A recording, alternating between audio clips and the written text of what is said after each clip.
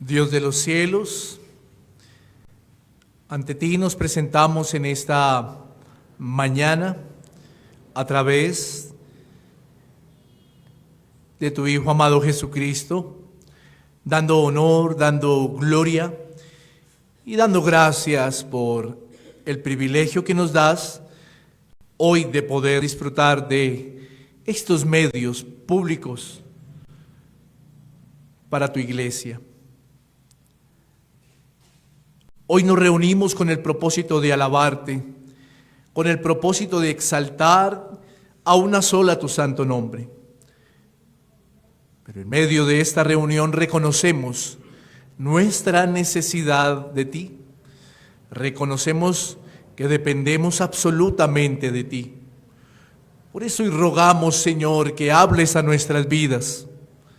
Hoy rogamos, Señor, que sea tu Espíritu trayendo luz a nuestros ojos, a todo nuestro ser, la luz de tu palabra, que traiga convencimiento, que santifique nuestras vidas. Rogamos, Señor, que sea tu voluntad y que seas tú soberano, Señor, por medio de tu palabra, compungiendo nuestros corazones. Ayúdanos a tener un espíritu enseñable. Ayúdanos a tener oídos para oír. Y ayúdanos, Señor, a atesorar tu palabra y a ponerla por obra. Ruego, Señor, mi dependencia a ti. Ruego, Señor, que uses mi vida, mis labios, para que tu palabra, Señor, sea expuesta, sea edificante, sea, Señor,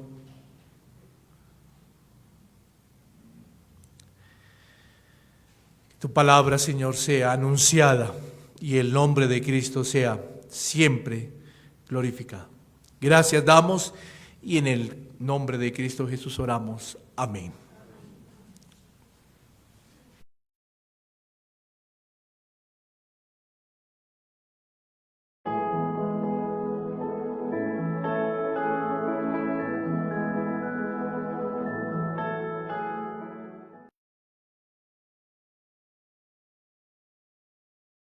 Monte, y qué interesante y edificante ha sido el hacer este recorrido de esta Carta Magna, como lo anunciamos en su primera exposición, introducción.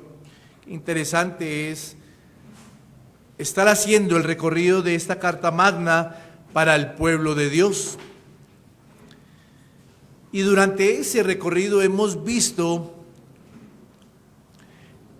al Señor Jesús, o hemos visto por medio de las palabras del Señor Jesús, que ha venido preparando a sus seguidores en temas concernientes al carácter, en temas concernientes a su influencia, la influencia del cristiano en el mundo, en temas concernientes sobre la justicia que debe tener el creyente, el cristiano, esa justicia al vivir en obediencia a toda la ley que no ha sido abrogada, sino que en Cristo se debe guardar y que el cristiano debe ser diferente, o la justicia del cristiano debe ser diferente a la justicia legalista.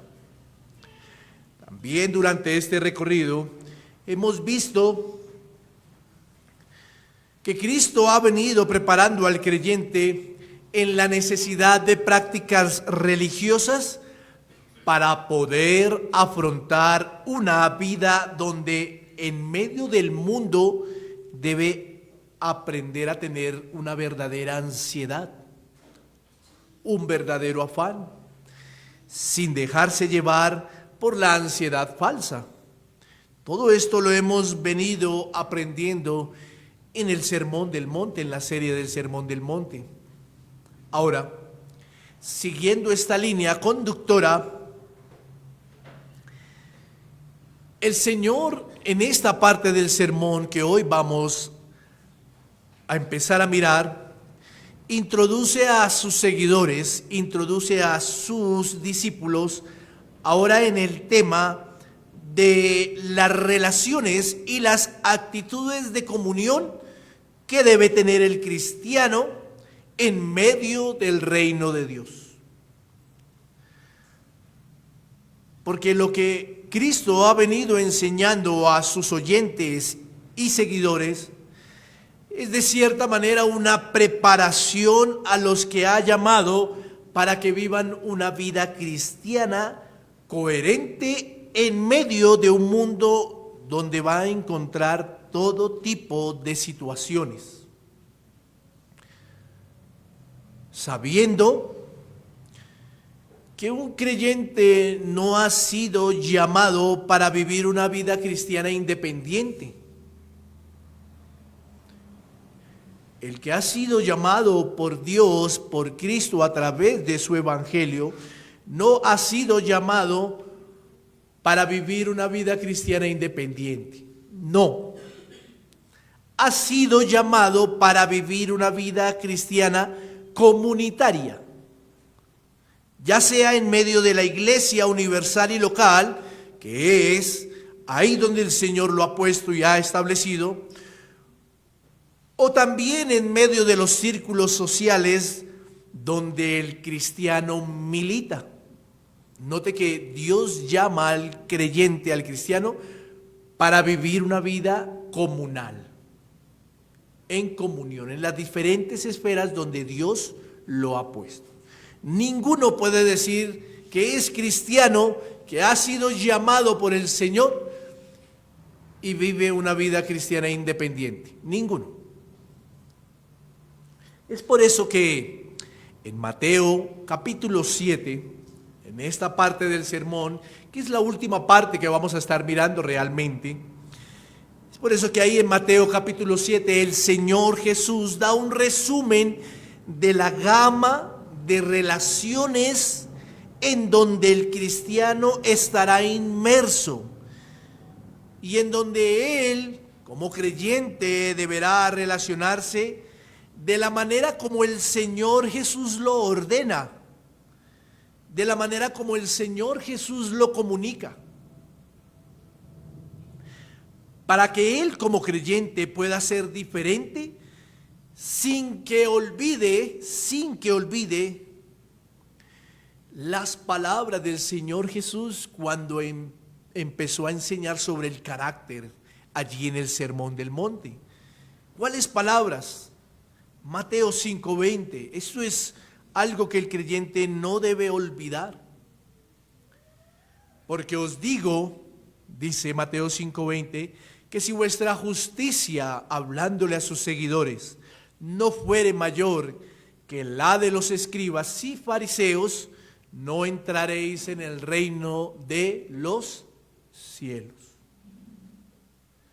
Es por eso que en Mateo 7, ahora en esta parte del sermón, el Señor, como lo dije hace un momento, da un resumen de la gama de relaciones en donde el cristiano estará inmerso y debe comunicarse y debe relacionarse, sin olvidar que la justicia que ahora está viviendo el cristiano es la justicia que Cristo ha otorgado por medio del evangelio, sabiendo que ese cristiano ahora pertenece al reino de Dios, el reino de gracia donde Cristo gobierna.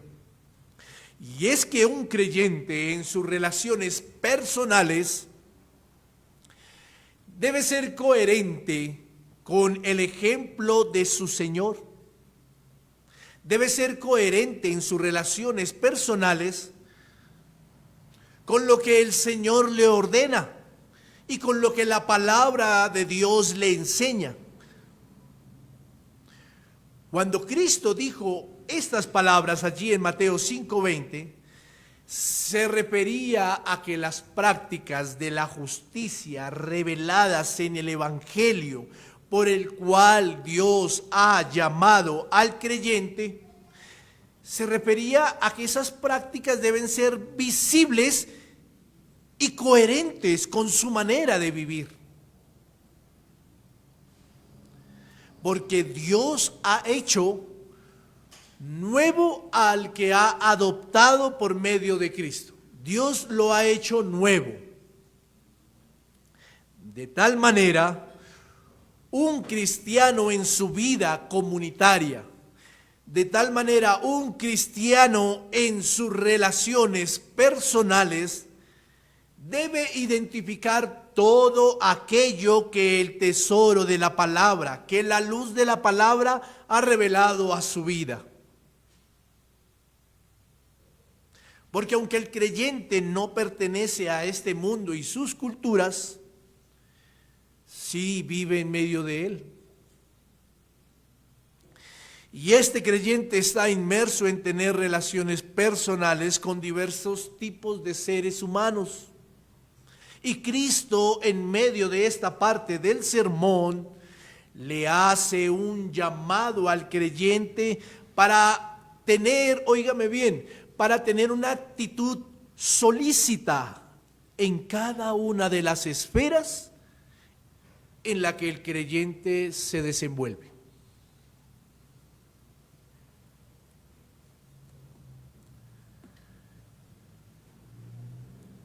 Mi amada iglesia, durante muchos años y aún en la actualidad, se ha visto y se ha escuchado que no hay ejército que más atente contra sí mismo que el pueblo de Dios. Y esto ha causado, causado por el pecado de la crítica condenatoria, ya que pareciera que en muchos lugares y que en muchos corazones la justicia farisaica reinara todavía, puesto que la hipocresía se ha vuelto el ingrediente principal del corazón y de las relaciones. Y es que el Señor Jesús usa esta palabra, la palabra hipócrita, la palabra hipocresía, la usa 4 veces en el Sermón del Monte. 4 veces. 3 de ellas haciendo énfasis en las responsabilidades de prácticas religiosas. Y una de ellas, que es en esta parte del sermón, en el versículo 5 del capítulo 7, donde hace énfasis sobre las relaciones personales del cristiano, refiriéndose a esa relación con los hermanos. No es casualidad, mi querida iglesia, que el Señor haga énfasis en esta parte del sermón, no es casualidad, y que si miramos una línea conductora de lo que Cristo está enseñando a sus seguidores y a los creyentes, podemos concluir que al hacer referencia a los hipócritas o a la palabra hipócrita, claro, ya lo habíamos visto, está señalando la justicia de los fariseos, está señalando la justicia legalista, está señalando la justicia farisaica. Podemos concluir que esto nos lleva a entender que uno que no vive o intenta vivir, uno que no vive o que no intenta vivir, bajo la justicia verdadera de Cristo, es como aquellos que creían que hacían bien al practicar las responsabilidades religiosas, pero que en el trato con sus hermanos y los demás eran hipócritas, no siendo coherentes con lo que Dios ordena. Si miramos la línea conductora de por qué el Señor menciona la palabra hipócrita 4 veces en esta parte del sermón. En pocas palabras, mi amada iglesia, un creyente que sin hipocresía, con sinceridad, con corazón limpio y honestamente derrama su alma delante de Dios, tiene o trata de tener relaciones sin hipocresía con sus hermanos y con los demás, mostrando una justicia mayor que la de los fariseos. ¿Cuál justicia? La justicia de Cristo. Es por eso que en esta mañana, mi amada iglesia, estaremos mirando en los versículos del 1 al 5 del capítulo 7, usted ya lo tiene en pantalla, la relación y actitud hacia un hermano, donde se podrá ver la astilla en el ojo de un hermano, pero el ánimo es la responsabilidad que se tiene de ayudar, mas no de juzgar o condenar, y más cuando la orden es mirar primeramente la viga o el pedazo de madera grande que hay en el ojo propio. Mire, mi amada iglesia y mi querido amigo, Jesús no espera que la comunidad cristiana sea perfecta. Él no lo espera. Solo eso pasará cuando estemos en gloria con Él. Por el contrario, cuando leemos de nuevo estos versículos, Cristo da por sentado que en medio de las relaciones entre hermanos de la fe, habrá quienes procederán mal, habrá quienes den lugar a tensiones, habrá quienes den lugar a problemas, habrá quienes den lugar a críticas condenatorias. Eso es lo que está narrando el Señor aquí. El punto es que Cristo está dando instrucciones para saber sobrellevar tales situaciones que se presenten. El Señor está dando instrucciones para saber cómo debe un hermano conducirse con un condiscípulo, o sea, con un hermano en la fe. Eso es lo que el Señor Jesús nos está dando por sentado en estos 5 primeros versículos del capítulo 7. Y para ello lo primero que estaremos mirando, vamos a ver esta enseñanza en 3 puntos. Para ello lo primero que estaremos mirando es: un cristiano no debe tener actitud de juez. Un cristiano no debe tener actitud de juez. Esta parte del sermón la llamaremos las relaciones del cristiano en el reino de Dios. Y como lo dije hace un momento y como usted lo puede ver en pantalla, la enseñanza hoy tiene como título la relación y actitud hacia nuestro hermano. Primero, un cristiano no debe tener actitud de juez. Versículo 1 y 2, acompáñeme a la escritura del capítulo 7 en Mateo. Dice el Señor Jesús: no juzguéis para que no seáis juzgados, porque con el juicio con que juzgáis seréis juzgados, y con la medida con que medís os será medido. Ahora, para poder entender esto, lo primero que quisiera o que quiero aclarar aquí es lo que significa la palabra juzgar o juicio. Aclarémoslo.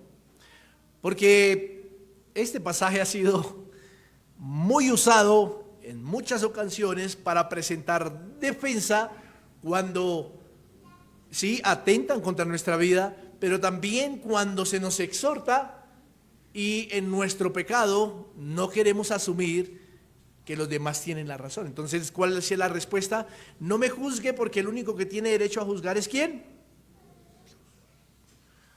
Por eso quisiera, antes de empezar a desglosar, quisiera que usted y yo entendamos qué es lo que significa la palabra juzgar o juicio. En su raíz griega, su significado tiene que ver con sentencia, su significado tiene que ver con condenar, su significado tiene que ver con criticar condenatoriamente, su significado tiene que ver con que una persona haga las voces de juez para emitir una sentencia o pleito. Y esto es bueno aclararlo porque Estas palabras, o más bien estos versículos, han sido muy conocidos y recitados, pero han sido muy mal comprendidos.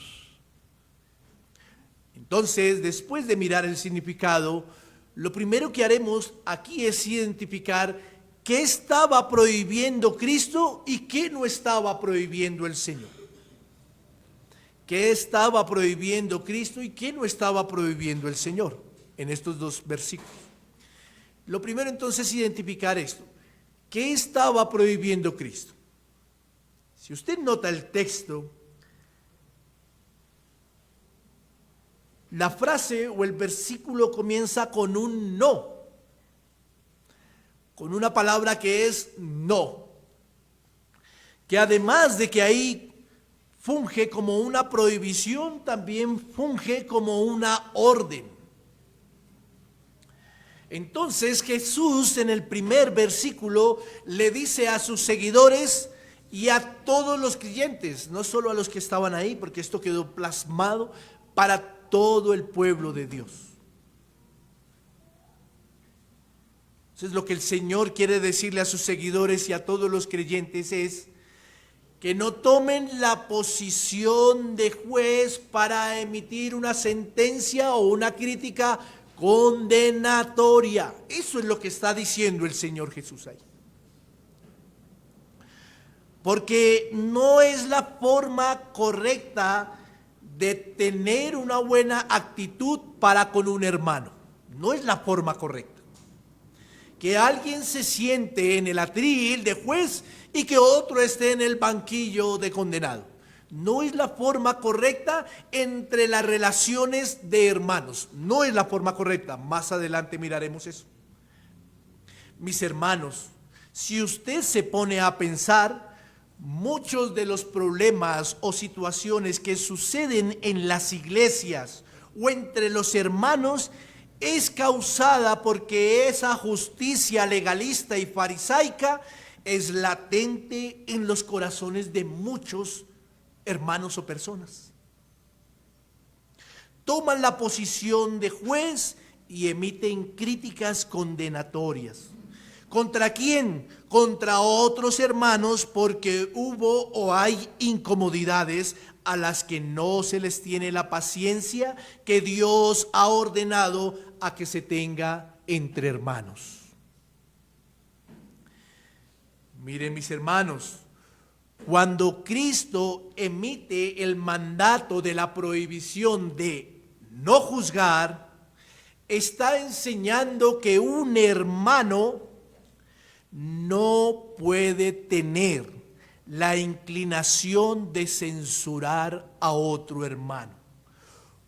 Está enseñando que un hermano no está en la capacidad autoritativa de emitir un juicio condenatorio o levantar constante crítica de censura hacia otro hermano. Eso es lo que está enseñando Cristo. Un hermano no puede tomar las voces de juez en el sentido de condenar o de censurar. Eso es lo que está prohibiendo el Señor. Y mire, es bueno aquí mirar algunas características de esos censuradores. Aquel que es un crítico censurador es quien es descubridor o vive buscando cómo censurar al otro por cualquier falta. Esos son los que tienen en su corazón todavía esa justicia legalista y farisaica. Están pendientes de verle la peca, el punto, para poder censurar y condenar al otro hermano. Aquel que toma la voz de juez autoritativo entre hermanos es el que está pendiente, es un descubridor, es el que vive buscando cómo condenar, cómo censurar al otro por cualquier falta. Es negativo y es destructivo para con las demás personas. Ese es el censurador. Todo lo que él hace está bien, pero lo que hacen los hermanos está. Es intolerante con los demás. y se sienta en la silla de juez pensando que los hermanos son siervos suyos, cuando levanta crítica condenatoria. Y eso es lo que está prohibiendo el Señor Jesús aquí. Y piensa que Él tiene la autoridad para censurar a sus coherederos.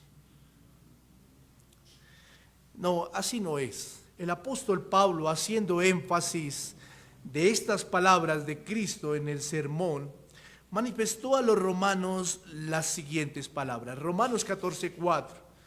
Él decía: ¿tú quién eres?, cuando se refería a los débiles, porque en la iglesia hay débiles.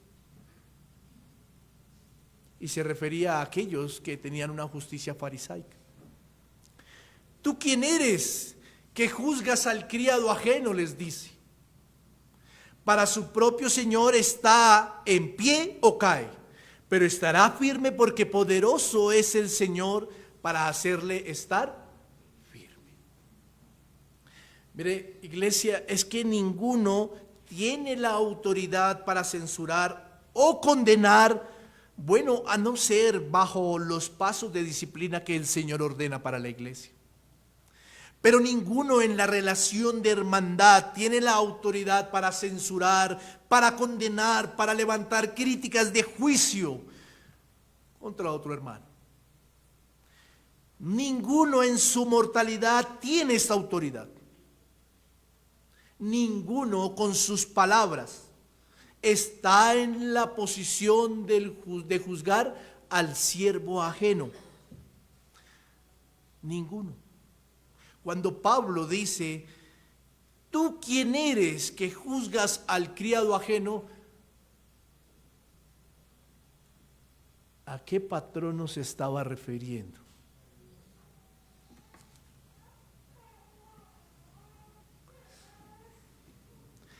Recuerden que todos los cristianos son criados de Cristo, mas no del hombre. Espero no me malinterprete eso. Mire, mi amada iglesia, ninguno puede tomar el atril del juez, porque ese atril solo le pertenece a uno, y es ¿a quién? Al Señor. El hombre mortal no es Dios. A ninguno se le ha dado la potestad de ser juez de sus hermanos, teniendo en cuenta el significado de juzgar o juicio, ¿no? Que ahorita vamos a mirar otra cosa. Pero a ninguno se le ha dado la potestad de ser juez de sus hermanos. Y quien se comporta de tal manera está intentando usurpar un lugar que solo le corresponde ¿a quién? A Dios. A Dios. Y cuando intenta usurpar este lugar, él ya tiene su recompensa. Esta persona ya tiene su recompensa. Miren lo que dice el apóstol Pablo a los Corintios. Primera de Corintios capítulo 4, versículo 3 al 5. Yo en muy poco tengo el ser juzgado por vosotros o por tribunal humano. Ni aun yo me juzgo a mí mismo. Porque aunque de nada tengo mala conciencia, no por eso soy justificado. Pero el que me juzga es ¿quién? Así que no juzguéis nada antes de tiempo, antes de que venga el Señor, el cual aclarará también lo oculto de las tinieblas y manifestará las intenciones de los corazones. Y entonces cada uno recibirá ¿qué? Su alabanza de Dios. Mire, mi hermano querido, aunque se quiera usurpar el lugar de Dios, no olvide que en algún momento se estará sentado en el banquillo de los acusados o de los censurados. Porque qué fácil es aquí en esta tierra condenar, criticar, emitir censuras o juicios a otros por incomodidades. Pero qué difícil es cuando seamos juzgados, censurados o condenados por no haber tenido la actitud correcta en las relaciones con los hermanos de la fe. El apóstol Pablo dice las siguientes palabras a los romanos en su epístola, capítulo 2, versículo 1. Por lo cual eres inexcusable, oh hombre, quien quiera que seas tú que juzgas, pues en lo que juzgas a otro, te condenas a ti mismo, porque tú que juzgas haces lo mismo. Ahora, no olvide la palabra o el significado de la palabra juzgar. Entonces el Señor Jesús lo que está prohibiendo aquí es que en las relaciones de hermandad entre hermanos de la fe, a ninguno se le dio la potestad de autoridad para emitir un juicio, una crítica o una censura condenatoria contra su hermano. A ninguno. Nadie puede usurpar ese lugar o ese privilegio que solo le pertenece ¿a quién? A Dios. A Dios. Como le dije en este primer punto, en donde un cristiano no debe tener actitud de juez, estamos mirando qué es lo que está prohibiendo el Señor.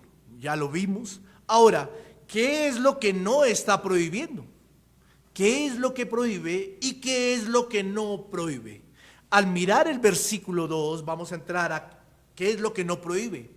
Al mirar el versículo 2, encontramos que Cristo sigue manteniendo esta prohibición. Si usted lo lee, porque con el juicio con que juzgáis seréis juzgados y con la medida con que medís os serás medido. Cristo sigue una línea conductora y sigue manteniendo esta prohibición.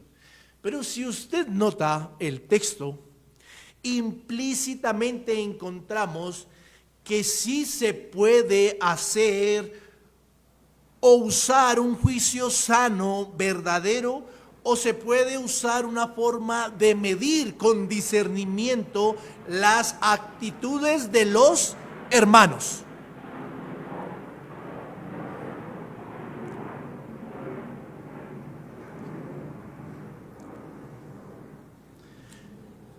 Cuando el Señor prohíbe censurar, condenar o tomar partido como un juez, no está prohibiendo a que el creyente pueda emitir un juicio hablando de guardar y tener celo por la verdad y amor por los hermanos.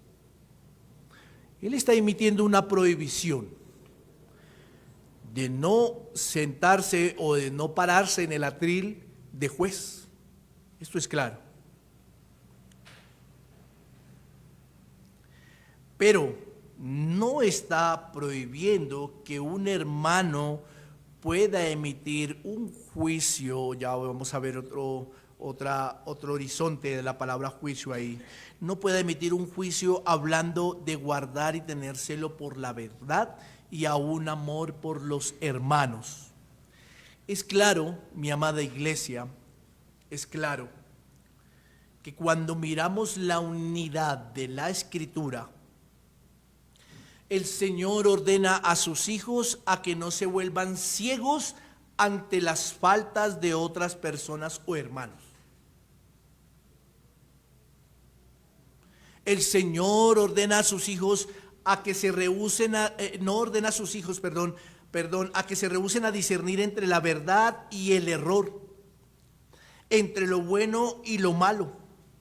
El Señor no ordena a sus hijos a eso. Lo contrario. Ordena a que se esté atento a esto. ¿Quién tiene la responsabilidad de hacer esto?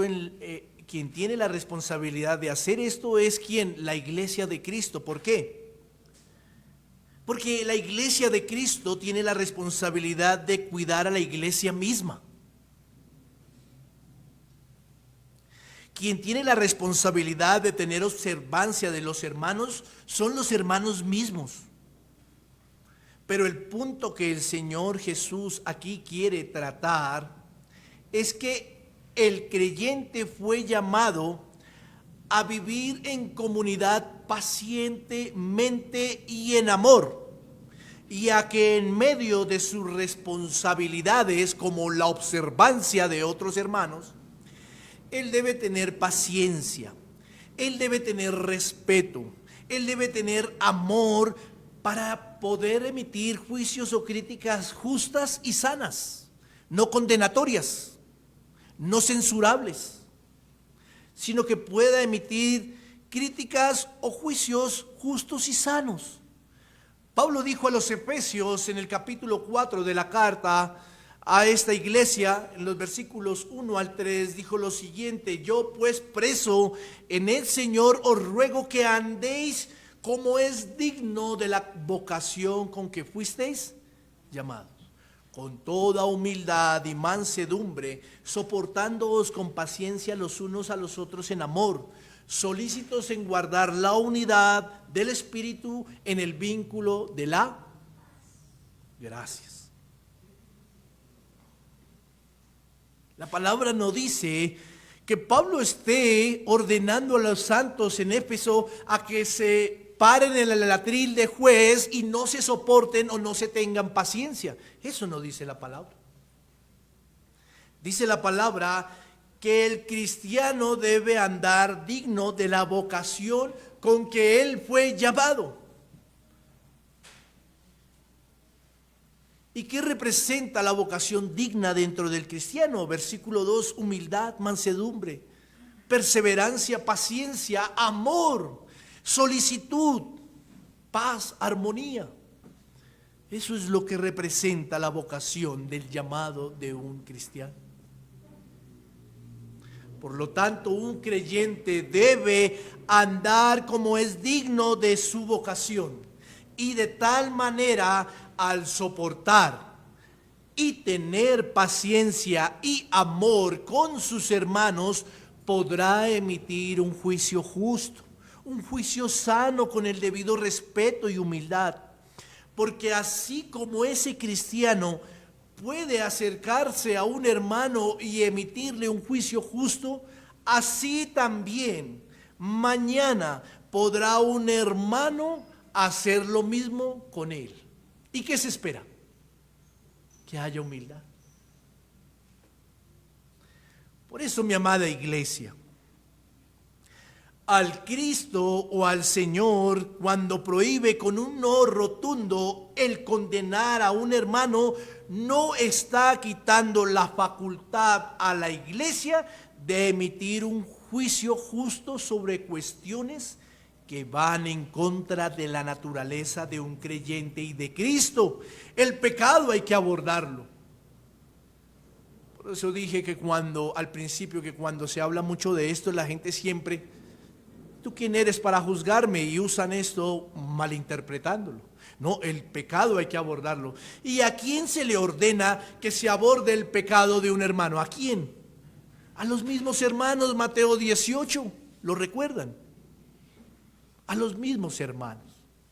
Por eso, cuando el Señor prohíbe, cuando dice con un no rotundo de prohibición, no le está quitando la responsabilidad a la iglesia, la facultad a la iglesia de emitir un justo juicio sobre cuestiones que van en contra de la naturaleza de un creyente y de Cristo.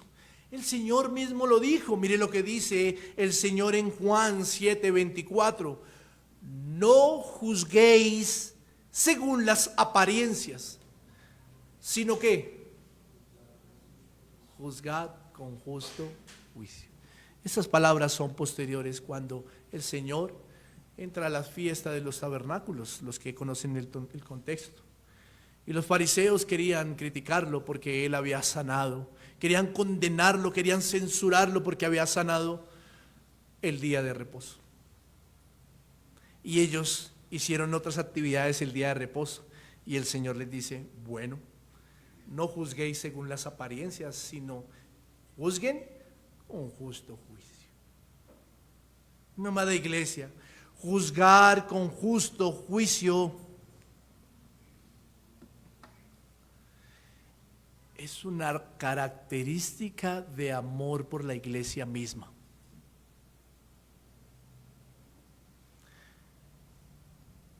Cuando la iglesia juzga con justo juicio, se está amando la iglesia, se está amando la iglesia, se está amando al hermano, porque no está en el corazón de un verdadero hermano condenar y censurar a otros. ¿Por qué no vino el domingo? ¿Por qué? Y condenan, censuran. ¿Por qué no hace esto? ¿Por qué? Y crítica para allí, crítica para acá, y censurando, condenan. No. Pero cuando se hace con justo juicio, hay amor, hay humildad, hay respeto, hay acercamiento, hay fraternidad. Hay fraternidad, hay amor por la iglesia y hay amor por el hermano. Porque en un hermano que tiene una actitud verdadera de fraternidad, no debe haber en su corazón el condenar a otro hermano y censurar a otro hermano. Más bien la actitud de un hermano es llamar al orden a otro hermano, es llamar al arrepentimiento a otro hermano. Más bien la actitud, la relación que debe haber entre hermanos es llamar en amor, con respeto, con paciencia, con perseverancia, soportándose, es llamarse en amor a reconocer sus fallas.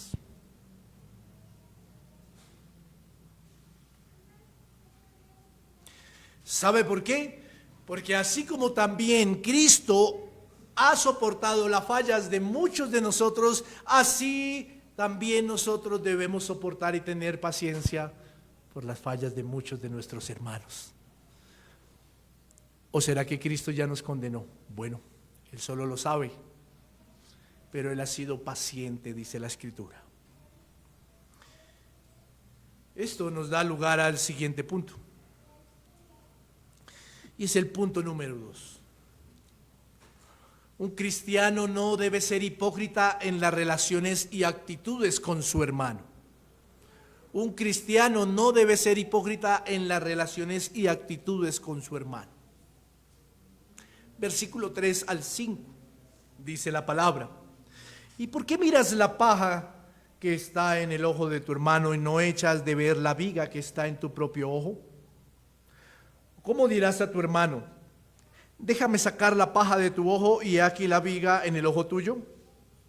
Hipócrita, saca primero la viga de tu propio ojo y entonces verás bien para sacar la paja del ojo de tu hermano. Ahora aquí viene algo que el Señor Jesús hace, y es usar una reflexión o una parábola, por así decirlo, sobre dos tipos de cuerpos extraños que están en las personas o que están en los ojos de las personas. Dos tipos de cuerpos extraños. Por un lado la astilla o la paja, y por el otro lado la viga o el madero.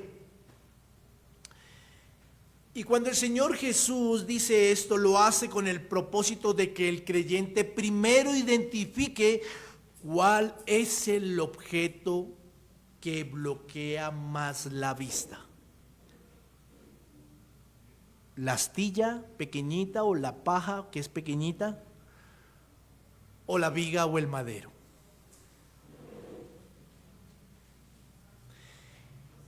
Cuando el Señor Jesús dice esto, también lo dice con el propósito para que después de que identifique cuál es de los elementos el más incómodo, él también como creyente pueda identificar en qué ojo está la astilla o paja y en qué ojo está la viga. Qué interesante es esto aquí. Qué interesante es esto que hace el Señor Jesús, porque en cierta manera, voy a decir algo y espero me entiendan, en cierta manera todos tienen una astilla cuando están en el banquillo de los censurados. Y de otra manera, todos tienen una viga cuando están en el atril de juez. ¿Me hago entender? Todos tenemos un elemento en nuestros ojos. Todos. Pero aquí lo bueno es identificar cuál. Porque en cierta manera, cuando estamos en el banquillo de los censurados, ¿qué es lo que tenemos en los ojos? La paja o la astilla. Cuando estamos en el banquillo de los que critican o de los que condenan, ¿qué es lo que tenemos en nuestros ojos? La paja o la astilla. Pero cuando estamos en el atril de juez, ¿cuál es el elemento que tenemos en nuestros ojos? La viga o la madera. ¿Me hago entender? Esto lo que deja ver es que Cristo está haciendo entender a los creyentes que cuando se opera de esta forma se está manifestando una hipocresía. Se está manifestando una relación o hermandad hipócrita. Porque quizás la viga que hace que el ojo no se pueda examinar a sí mismo para ver sus pecados es la que ciega y no deja ver la operación que se pueda hacer con sano juicio en otros hermanos. La viga se puede volver un obstáculo para ver los pecados o errores de los demás. A esto Cristo le llama hipocresía. Como lo dije al principio, el Señor hace uso de la palabra hipocresía 4 veces en el sermón. 3 de ellas, otra vez quiero reiterarlo, las expone en cuanto a la relación con Dios, en cuanto a las responsabilidades de prácticas religiosas que debe tener el creyente. Cuando se practica la piedad o responsabilidades religiosas delante de los hombres para ser vistos por ellos. Y ahora Cristo expone la hipocresía cuando en medio de la relación de los hermanos hay muchos que miran la astilla, pero no se miran la viga. Porque muchos se inmiscuyen en los pecadillos de otros en vez de ocuparse en sus propias faltas.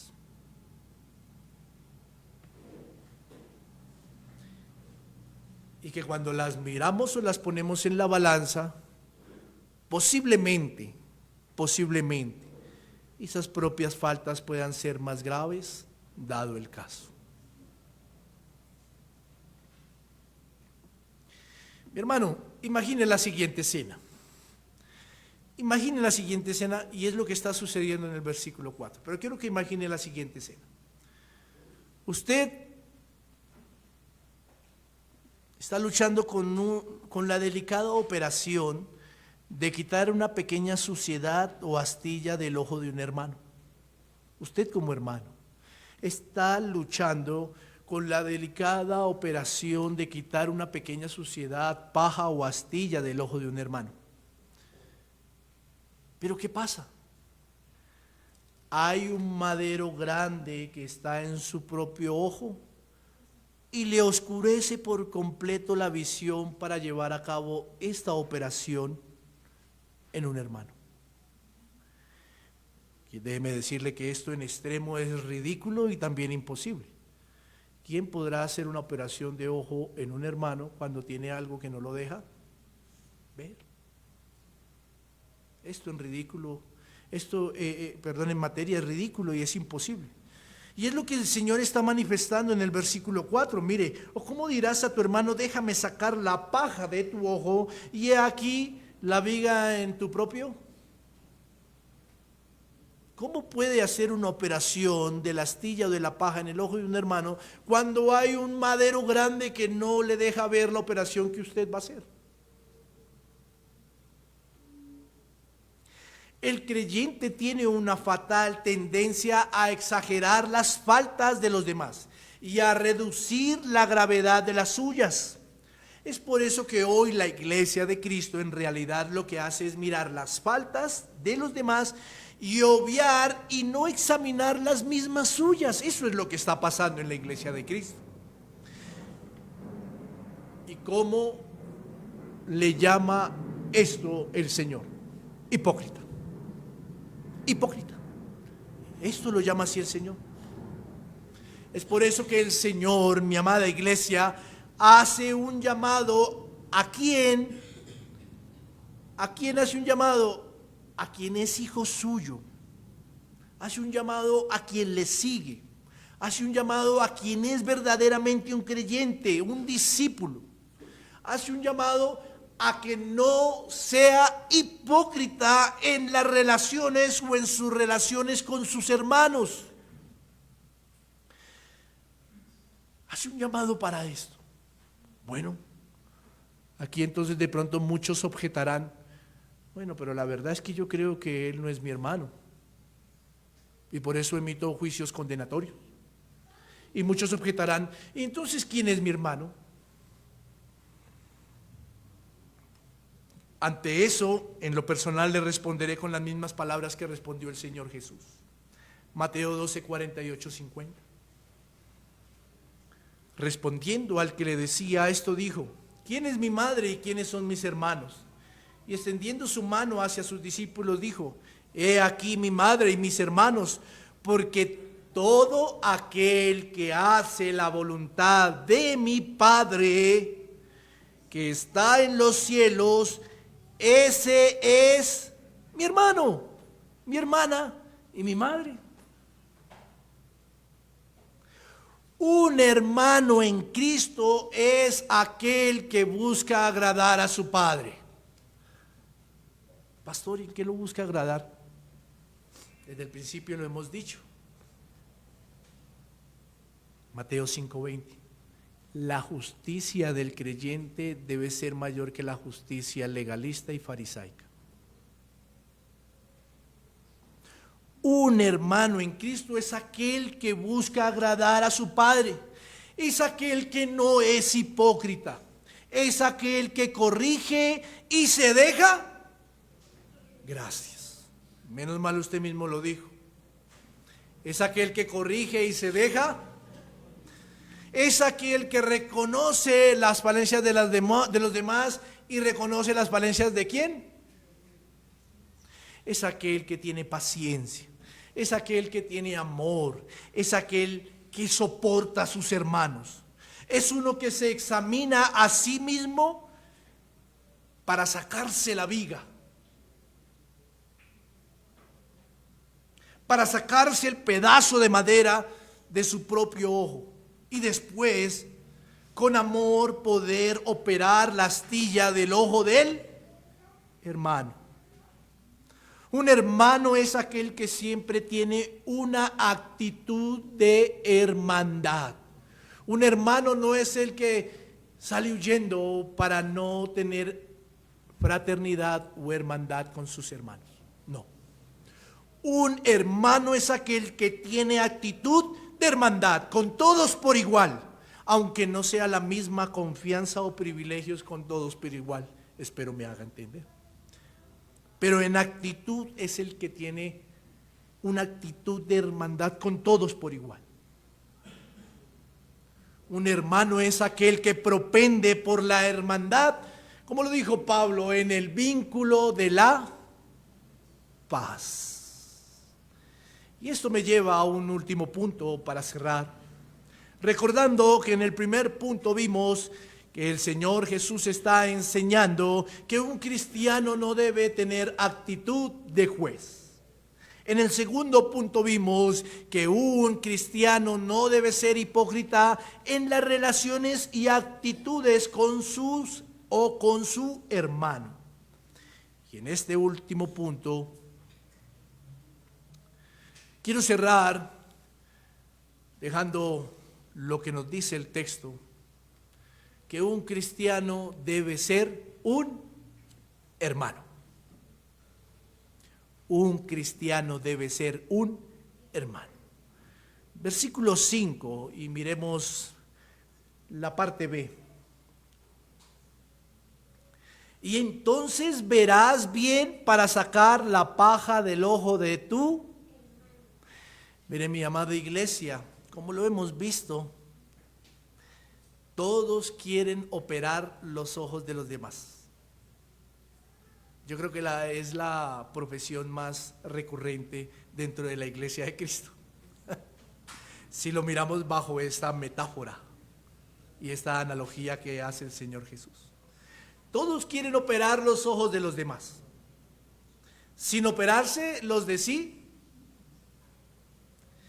Y aquí en las palabras del Señor Jesús se encuentra una orden para que el cristiano sea un verdadero hermano. Un verdadero hermano. Hay que ver bien para sacar la astilla del ojo del hermano. Eso es lo que está diciendo el Señor Jesús, ¿cierto? ¿Sí lo nota? Y entonces verás bien para sacar la paja del ojo de tu hermano. Un cristiano debe ser un verdadero hermano. Y ese cristiano que es un verdadero hermano tiene que ver bien para sacar la paja o la astilla del ojo de su hermano. Y entonces viene una pregunta aquí interesante. ¿Quién es aquel que ve bien para esta operación? ¿Quién es aquel que ve bien para esta operación? Pues un hermano, ¿cierto? Y la respuesta es contundente y se encuentra en el mismo versículo. La parte A: saca primero la viga que hay en tu ojo. Aquel que ha sacado primero la viga que hay en tu ojo, en su ojo, es un hermano, porque tiene la autoridad, no para emitir un juicio condenatorio o censurable, sino la autoridad para, en amor, paciencia, humildad, ir a donde el hermano con respeto, con paciencia y perseverando en la fraternidad, y decirle: tienes una astilla o una paja en el ojo. ¿Me hago entender? Entonces vendría otra pregunta. ¿Y quién tiene la capacidad de reconocer que tiene una viga en el ojo? ¿Quién tiene la capacidad de reconocer que tiene un pedazo de tronco gigante en su ojo? ¿Quién la tiene? Si usted y yo nos sentamos en nuestras fuerzas y vamos al espejo y hacemos eso: oiga, para el pastor y el Señor Jesús dice que yo tengo una viga en el ojo, dígame si se la va a encontrar. No. ¿Quién tiene la capacidad de verse la viga en el ojo? ¿Quién? Nadie en sus propias fuerzas. Esa es la respuesta. Nadie en sus propias fuerzas. Por lo tanto, un hermano cristiano es aquel que ha sido adoptado por el mismo Padre que su otro hermano y ha sido adoptado por medio de Jesucristo. Efesios 1, 4 al 5 dice: según nos escogió en él antes de la fundación del mundo, para que fuésemos santos y sin mancha delante de él, en amor habiéndonos predestinados para ser ¿qué?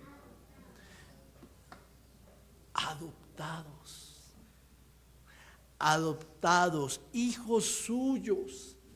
Uno que está en Cristo verdaderamente tiene muchos hermanos, pero uno que está en Cristo verdaderamente se mira la viga y la madera o el pedazo de tronco que tiene en su ojo para poder operar el del hermano.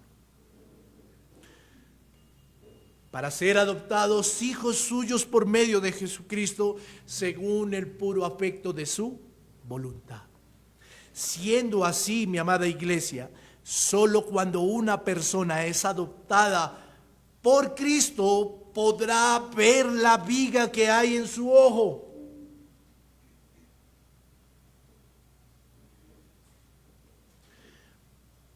Porque esa viga, Cuando esa persona es adoptada en Cristo por medio del Evangelio, Cristo le hace ver la viga que hay en su ojo. Y esa viga lo hace llorar.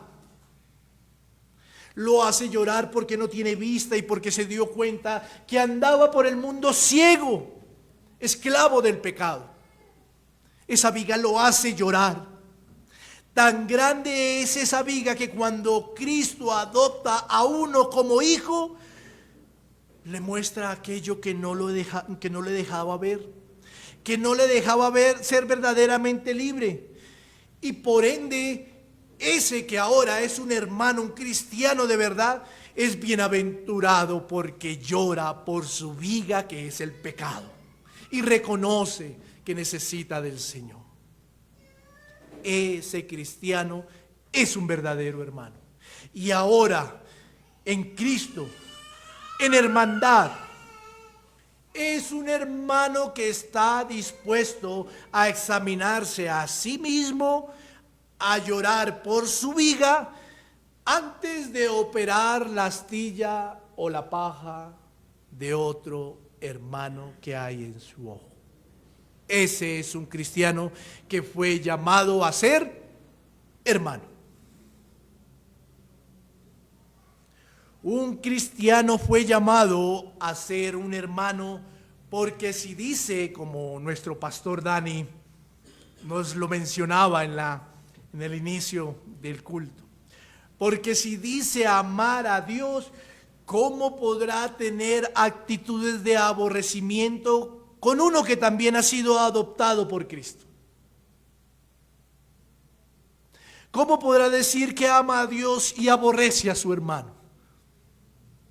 Por eso por eso un cristiano fue llamado a ser un hermano. Porque en Cristo tiene muchos hermanos. Para cerrar, quiero decirles lo siguiente. Un cristiano hermano es aquel que cuando desea operar la astilla de otro, lo llama a solas y lo reconviene. Y el otro, en actitud de hermano humilde, reconoce que tiene una astilla que necesita ser sacada de su ojo. Mateo 18. Eso es un hermano. Un cristiano que dice ser hermano no hace lo contrario. En vez de llamarlo a solas, no va con otros y le dice, uy, mire la astilla o la paja que tiene el ojo, el hermano fulanito. No, él no hace eso. Un cristiano que es llamado a ser hermano, primero, como lo dijimos aquí a través de lo que el Señor Jesús está enseñando, primero se mira el tronco gigante que tiene en su ojo y después llama al hermano y a solas le dice y lo reconviene y con actitud de amor le dice, hermano, mire, usted tiene una astilla en su ojo. Y el otro hermano le dice, ¿usted quién es para juzgarme? No, el otro, si es hermano, le dice en actitud humilde, le dice, reconozco esta astilla, ayúdeme a sacarla. Pero solo en Cristo podremos tener esa actitud de hermandad. Solo en Cristo. Esos son los hermanos. Y todo eso por medio de la gracia y misericordia de Cristo. Porque solo por Él y a través de Él es que hay una hermandad vocacional llena de paciencia, llena de amor y llena de respeto y perseverancia. Que el Señor ayude a su iglesia. Que el Señor ayude a su iglesia. Vamos a orar.